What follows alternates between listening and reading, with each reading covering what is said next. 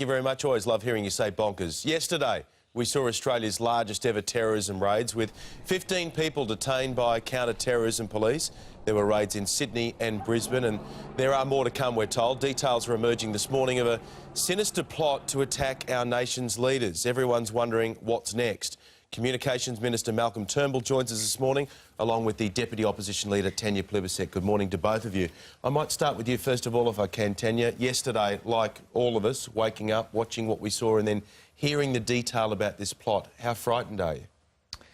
Well, I wouldn't say I'm frightened. I'd say that I'm determined to ensure that our Australian security and intelligence agencies that have done such a good job of preventing this attack on Australian soil have the resources and the authority to do what they need to keep Australians safe. Malcolm, does it scare you? It scares me when I hear about a plot to kidnap someone off the street, possibly to behead them, to film them, wrap the body in the ISIL flag and send the video back to the Middle East to distribute worldwide. That scares the living you-know-what out of me. Well, this is not a time to be scared.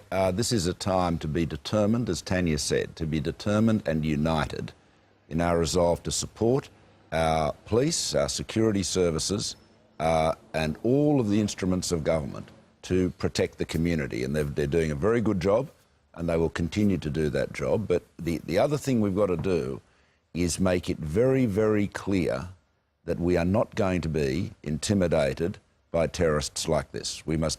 It's absolutely important that all of us go about our work, our normal business, confident in the knowledge that we are a great country, a very strong and united country, and we have the security apparatus to protect our citizens. Tanya, Malcolm says now's the time to be determined and united. Not everyone is united. There were protests last night in Lakemba, small protest, I should point out.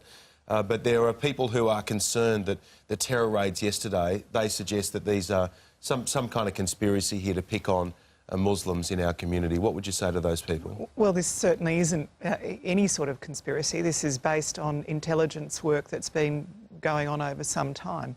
But the other thing I'd say is those protests yesterday were small protests, and what we saw that was much larger was the barbecue on the weekend with Australian Muslims rejecting the small number of extremists in their midst. I'm not going to make any comment about this most recent investigation, but I can tell you, as David Irvine, the outgoing ASIO chief, has said in the past, that most of their good intelligence comes from members of the Muslim community who are talking about family members or associates who are engaging in behaviour that's troubling to them. So you've got to remember that this group of people yesterday, nut jobs for sure, but a very small section of the community. Fair comment, yeah, nut jobs? Absolutely. But can I just make one really important point, and I think Tanya and I are on a unity ticket on this too. Those people who... What do the terrorists want us to do? They want to frighten us, obviously, but they want to get the community to demonise the whole Muslim community. They want...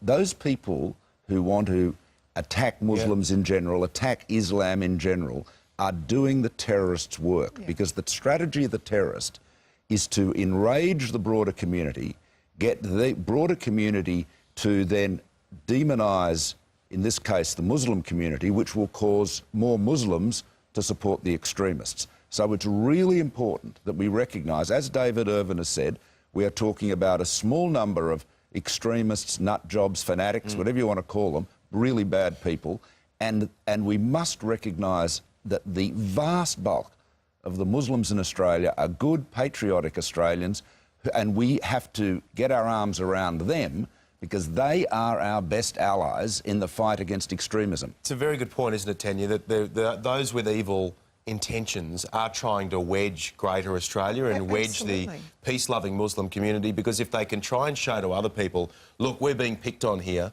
then they increase their numbers. What can we do to try and deal with the particularly young men? Let's face it, they seem to be young men freshly out of school, and in many cases they're broken away from their family units and broken away from their friendship groups, and they fall into these cells and only hang out with the same people over and over who say the same rubbish in their heads. What can you do to grab those young men away from those thoughts and those groups? Well, I think it's very important. We had a program when we were in government called Countering Violent Extremism, And the funding for that was cut in the budget, but it has been restored by the government now. So I give credit to the government for restoring that funding. With programs like that, you support community leaders to engage with young men, respectable community leaders who can provide guidance about how to grow up to be a good young man. That doesn't mean engaging in this extremist sort of behaviour, but engaging with the Australian community, finishing school, getting a job, being part of society, rather than setting yourself apart from it. We saw your boss, Bill Shorten, and also your boss, Tony Abbott, farewelling some of our troops yesterday. There are some who are arguing that our involvement in Iraq is somehow going to add to the terror threat here back home. Malcolm? Oh, I don't buy that. I think the terror threat is real here now, and I don't. What we have to do, we being the collective world, the global community, and in particular, as Julie Bishop has said, the other Arab countries in the region and in the Middle East, what we have to do is to combine to extinguish this ISIL group and demonstrate that they are not the all-victorious conquering army that they're holding themselves out to do. I mean, that the tragedy is that they have been successful because of the collapse of the Iraqi army in Mosul recently, and that's, you know, that they have to be pushed back. That they have to be taught a very, very palpable lesson. And I think the thing to add to that is, just as Malcolm has said, we can't allow the behaviour of terrorists at home to govern our behaviour. Yeah. We can't respond. If the threat is, if Australia's involved in protecting civilians in Iraq, you will become a target. Well, we can't allow that to control our behaviour either.